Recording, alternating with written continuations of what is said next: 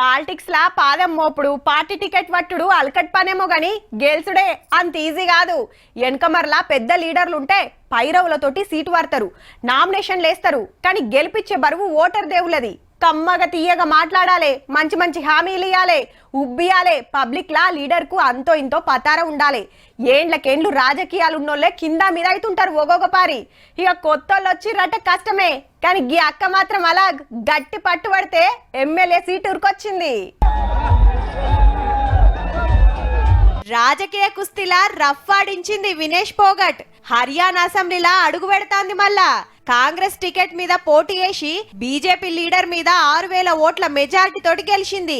జాట్ల బలగం ఎక్కువున్న జులాన నియోజకవర్గంలో 19 ఏండ్ల తర్వాత కాంగ్రెస్ జెండా ఎగిరినట్టయింది. राजनीति में अगर आ गए तो कंटिन्यू इधर ही रखेंगे. लोगों ने प्यार प्रेम दिया है, उनके लिए काम भी करना पड़ेगा फील्ड में रह के. అక్క చరిత్ర తెలుసు కదా, కుస్తీ పైల్వాన్. మొన్న ఒలింపిక్స్ ఆటల 100 గ్రామ్ వజన్ ఎక్కువండే వరకు గోల్డ్ మెడల్ మిస్ అయింది. వెనకాలేదో కుట్ర జరిగిందని అప్పుడే ప్రచారం అయితే ఎమ్మటే ఆటకు టాటా చెప్పి కాంగ్రెస్ కండువ కప్పుకొని అసెంబ్లీకి పోటీ చేసి ఎమ్మెల్యే అయిందన్నట్టు. కాకుంటే పార్టీ ఓడిపోయింది.